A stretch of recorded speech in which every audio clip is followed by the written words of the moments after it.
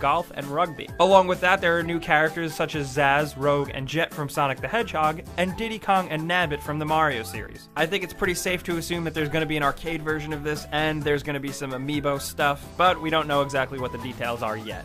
And at number 9, we have Yooka-Laylee. Yooka-Laylee is a 3D platforming game and is kind of like a spiritual successor to the Banjo-Kazooie games. It's being made by a bunch of ex-Rare employees and was successfully kickstarted in 2015. It's being released for all the major consoles, and thankfully Wii U is getting it too. Yooka-Laylee does look like your typical classic platformer fare with the main character with another little character on top of his head that can do certain tricks and abilities and stuff like that. So far, Yooka-Laylee hasn't exactly shown what other tricks it has up its sleeve, but we're looking forward to seeing that. At number 8, we have Shin Megami Tensei Cross Fire Emblem. This is a mashup of the two games Shin Megami Tensei and, of course, Fire Emblem. This is an RPG produced by Atlus coming out for Wii U. According to Famitsu, this game is going to be pretty dense and taking over 30 hours to complete the main story. This is an RPG with a lot of dungeon exploration and turn-based party combat. Both games in these series have combat where enemies are weak to specific elements like fire or ice and stuff like that, so the gameplay here is going to feel pretty familiar. It's got a bunch of characters and story elements from both titles, and it's shaping up to look like a pretty cool mashup. We're keeping an eye on this one.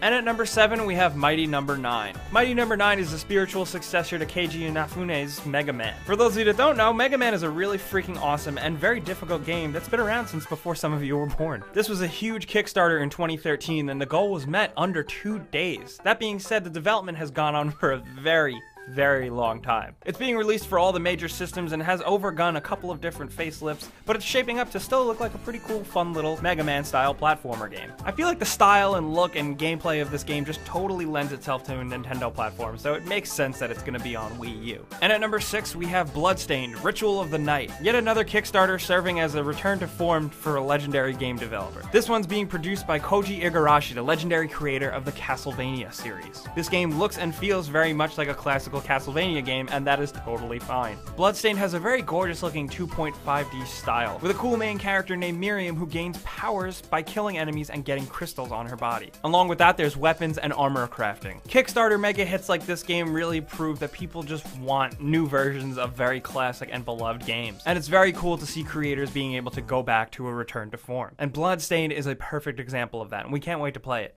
And at number 5, we have LEGO's Marvel Avengers. This Avengers game is releasing on all the major consoles, but these lighter, younger style games sometimes lend themselves better to a Nintendo console. Now, myself, like many other people, when they first saw this game, it's like, we already had LEGO Marvel. Why do we have this LEGO Avengers game that seems like the exact same thing? Well, I can tell you that I have played this at an E3 event, and it seems like this time around they're really making it more fun and engaging to play in terms of combat and giving players active, actual things to do. You're not dumped in a boring open world this time with way too many characters at your disposal. This time around, they've really honed on the actual gameplay scenarios, combat, and systems. And I'm all about that because a fun LEGO game is a very fun LEGO game. And at number 4, we have Twilight Princess HD. Like many of the other newer Zelda titles, Twilight Princess can be a little divisive. Some people absolutely love it, and some people hate it. I fall a little bit in the middle. I like the characters, I like the darker, grittier tone of the game, but after a while, playing as a wolf really got boring. That being said, if you think wolves are awesome, you probably are gonna really like Twilight Princess, especially